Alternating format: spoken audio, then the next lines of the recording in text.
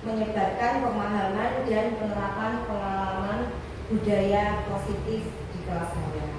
Terima kasih kepada Kepala Sekolah Bapak Menteri yang sudah mengizinkan, dan terima kasih juga kepada Bapak Ibu guru semua sudah menyempatkan waktunya untuk mengikuti diseminasi dari saya, yaitu tugas saya dari CGP 11. Langsung saja, konsep inti dari budaya positif ini adalah kita merubah paradigma belajar siswa, terus menerapkan disiplin positif, terus ada juga nilai-nilai kebajikan. Kebutuhan dasar manusia, kebutuhan dasar manusia itu ada 5 ya, ada ingin dicintai, rasa ingin diorangkan seperti itu, terus lain-lainnya. Nanti akan dijelaskan juga. Terus yang kelima yaitu tentang motivasi perilaku manusia. Di sini juga ada posisi kontrol guru dan keyakinan kelas, serta yang terakhir yaitu segitiga restitusi.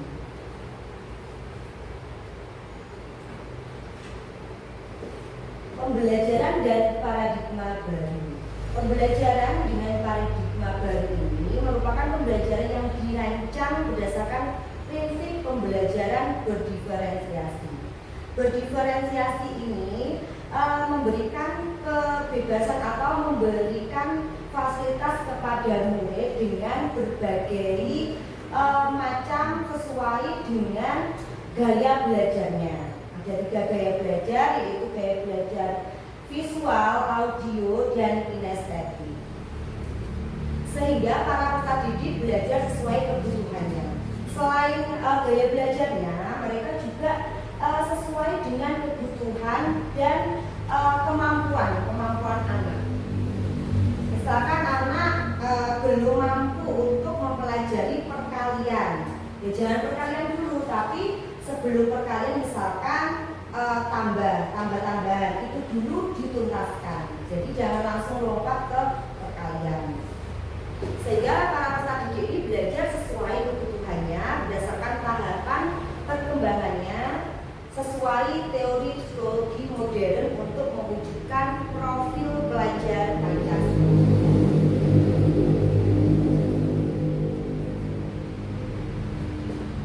Disiplin positif ini sekumpulan nilai norma dan praktik yang diterapkan dalam suatu komunitas, yaitu tentang memberikan disiplin yang positif, bukan sebagai hukuman atau yang lainnya, tapi mendisiplinkan yang positif.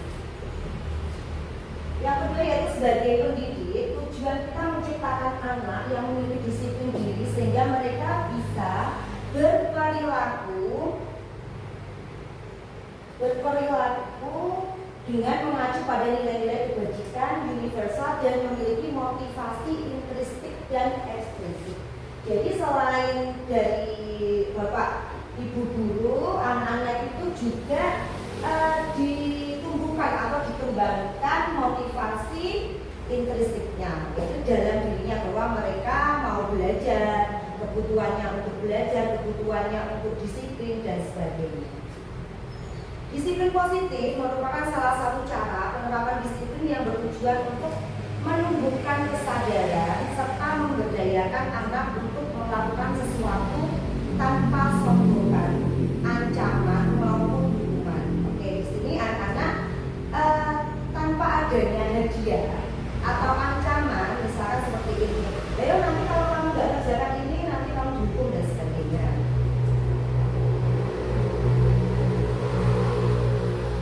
Ya, sudah saya singgung sedikit tentang kebutuhan dasar manusia. Di sini anak pun juga harus dipenuhi kebutuhan dasarnya. Yang pertama bertahan hidup. Yang kedua kasih sayang dan rasa diterima. Nah, di situ kita harus memberikan rasa kasih sayangnya. Terus yang ketiga penguasaan, bahwa dia sudah menguasai. Misalkan sudah menguasai pertama belum bisa perkalian, nah habis itu dia sudah bisa, itu adalah suatu penguasaan dan harus kita beri apresiasi. Apresiasi tidak perlu memberikan hadiah atau cuma kita ya hebat sekali kamu sudah menguasai atau sebagainya. Yang keempat adalah kebebasan. Kebebasan di sini kebebasan memilih cara belajarnya atau cara mereka untuk menuangkan apa yang sudah dipelajari. Tidak harus ditulis itu, misalkan dia sukanya menggambar bisa dengan gambaran atau dia sukanya menyanyi dengan nyanyian, tapi intinya sesuai dengan tujuan pembelajaran tersebut. Yang kelima yaitu memberikan kesenangan. Jadi pada saat memberikan pelajaran itu kita memberikan anak-anak itu senang, merasa senang. Motif apa? Namanya itu dengan pelajaran kan ada di kelas saya. Ya. Pelajaran di kelas saya itu dia itu merasa sulit, tidak seperti di TK. Ketika itu dia nangis, sudah saya bilangin kalau itu salah nggak apa-apa. Ya, maka kita belajar salah itu nggak apa-apa, nggak bisa takut. Ternyata dia itu tetap apabila aku merasa sulit, saya tanya kenapa kamu menangis, susah dengan produksi. Tapi sudah saya turun gitu, tapi dia itu ketika nggak bisa jika tetap nangis gimana itu? Karena kemungkinan anak tersebut belum mampu di tahap pelajaran tersebut. Jadi memang kita tidak bisa mengikuti seperti misalkan tujuan belajaran anak-anak harus bisa ini, harus tuntas di situ. Kita beri tujuan sendiri atau indikator sendiri terhadap anak yang belum mampu tersebut. Terima kasih. Saya lanjutkan deh. Nah, nanti pertanyaannya bisa disimpan ya, saya akan dulu. Nanti silakan untuk bertanya. Oke, tentang motivasi perilaku manusia. Ini motivasi itu adalah dorongan yang timbul pada diri seseorang sadar atau tidak sadar untuk melakukan tindakan dengan tujuan tertentu. Yang pertama yaitu menghindari ketidaknyamanan dan hukuman. Nah, di sini murid melakukan disiplin diri karena takut dihukum. Jadi dia disiplin itu karena saya nanti takut sama Bu Evi nanti dimarahin atau dia apa. Jadi saya harus disiplin. Nah, itu dasarnya karena takut dimarahi. Terus yang kedua yaitu mendapatkan imbalan atau penghargaan dari orang lain. Nah, dia pengen mengerjakan tugas dengan cepat dan benar dapat 100 karena ingin dapat imbalan, misalkan nanti dapat permen atau nanti dapat apa? Emosi yang senyum atau dapat cap-capan gitu ya, cap-capan apa bintang. Nah, itu kan karena pengen imbalan. Terus yang ketiga menghargai nilai-nilai kebajikan diri sendiri. Murid melakukan disiplin diri karena sadar akan nilai kebajikan dirinya merupakan motivasi dari intrinsik ya. Jadi dia melakukan disiplin, misalkan aku harus sampai sekolah harus segini, tidak karena aturan misalkan biar tidak dimarahi guru. Jadi punya kesadaran kebajikan dari dirinya sendiri. Di sini diberi contoh konsep disiplin dengan identitas gagal. Nah, gagal disiplinnya itu karena hukuman. Hukuman itu kalau namanya hukuman itu mesti ada menyakiti, tidak nyaman. Murid itu takut, memaksa. Murid menyembunyikan kesalahan karena takut dihukum tadi, dan murid menjadi rendah diri karena bolak-balik dihukum ya karena saya salah.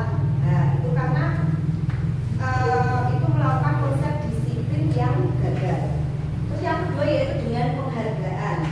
Dengan penghargaan itu ternyata tidak efektif, merusak hubungan karena yang diberi penghargaan itu kan bangga, sedangkan yang lain aku kok nggak pernah diberi penghargaan ya. Nah, ada sifat keirian terhadap teman yang lain karena dia merasa belum pernah melakukan hal yang bagus sesuai dengan teman yang diberi penghargaan tersebut.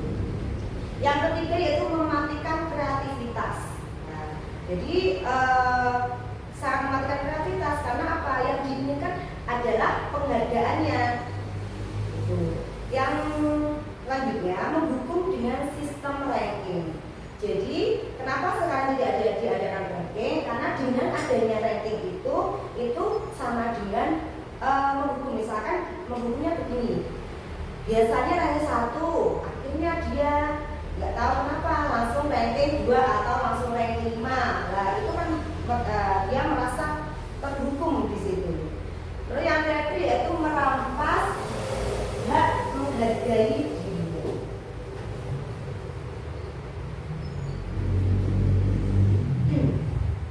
Untuk konsep disiplin dengan identitas yang benar ya tadi gagal, yang ini berhasil, yaitu dengan melakukan konsekuensi. Nah, konsekuensi misalkan tidak mengerjakan PR, harusnya bagaimana? Dia tetap mengerjakan, tapi bukan hukumannya diginikan.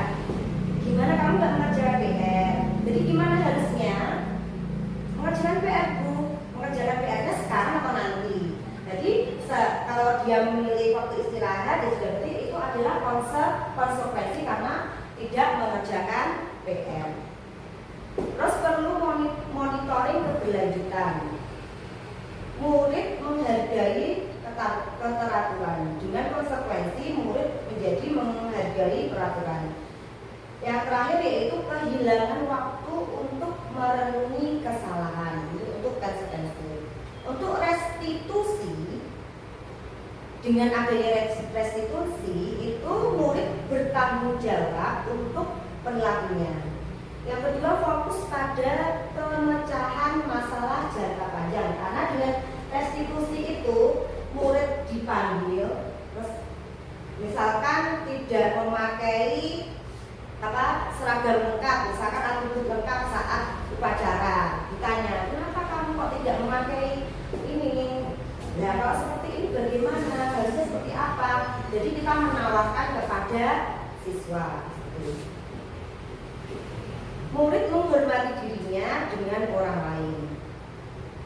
Terus adanya kontrol dirinya, atau murid itu memegang kontrol diri, dan murid akan bersemangat karena kita beri ruang. Karena murid merasa diberi ruang, tidak dihakimi, jadi murid merasa bersemangat untuk memperbaiki kesalahan yang dia lakukan. Konsep disiplin pendekatan restitusi ini sebuah cara menanamkan disiplin positif pada murid. Ini restitusi itu adalah proses menciptakan kondisi bagi murid untuk memperbaiki kesalahan mereka, sehingga bisa kembali pada kelompok mereka dengan karakter yang lebih kuat. Jadi kalau anak-anak itu melanggar disiplin itu kan mesti teman-temannya kadang mengolok-olok seperti itu ya. Nah, dengan adanya restitusi itu mengembalikan karakternya menjadi lebih kuat lagi. Ciri-ciri restitusi itu bahan menebus kesalahan, namun belajar dari kesalahan. Setelah itu memperbaiki hubungan.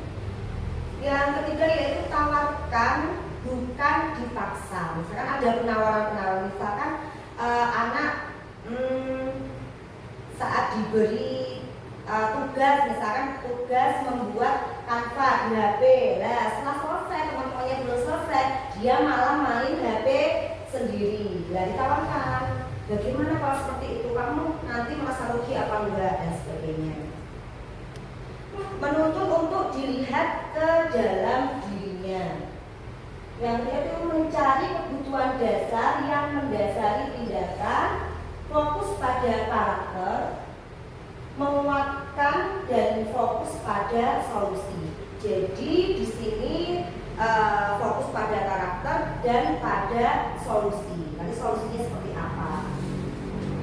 Tidak terus menyalahkan, tapi harus memberi solusi juga. Solusinya ya dari siswa dan dari kita sepakati bersama.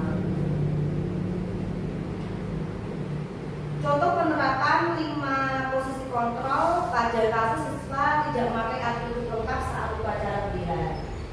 Pada saat penghukuman itu patuhi aturan sekolah, lalu berdiri di depan barisan. Seperti ada saya juga ya, itu kemarin teman murid saya suruh di depan itu, nah berarti itu menghukum. Untuk membuat rasa bersalah itu berapa kali? Misalkan seperti itu. Berapa kali Bu Guru memberitahu kamu, Bu Guru kecewa sama kamu, berarti membuat anak tersebut merasa bersalah. Untuk sebagai teman, ini ayolah yang tertib buat Bu Guru bangga. Kali ini tidak apa-apa, tapi berikutnya harus lebih disiplin lagi dengan memakai atribut yang lengkap. Sebagai pemantau, guru menanyakan keyakinan kelas atau dirinya yang membuat siswa menyelesaikan masalah. Nah ini sebenarnya sudah ada di keyakinan kelas ya, bahwa tidak harus memakai atribut lengkap saat upacara. Berarti mereka sudah melanggar, harusnya seperti apa? Nah, untuk keyakinan kelas ini kan sudah disepakati, berarti harus dilakukan, tidak dilanggar. Guru terbuka dan siswa menghormati dirinya dan orang lain. Untuk sebagai manajer, guru sebagai manajer, di sini pertanyaannya, apakah kamu tahu kesalahanmu? Kira-kira bagaimana kamu akan memperbaiki kesalahan ini? Jadi kita menanyakan kepada murid bagaimana solusinya. Mereka harus berbuat apa? Keyakinan kelas. Mengapa keyakinan kelas? Mengapa tidak peraturan kelas? Apa bedanya peraturan kelas sama keyakinan kelas?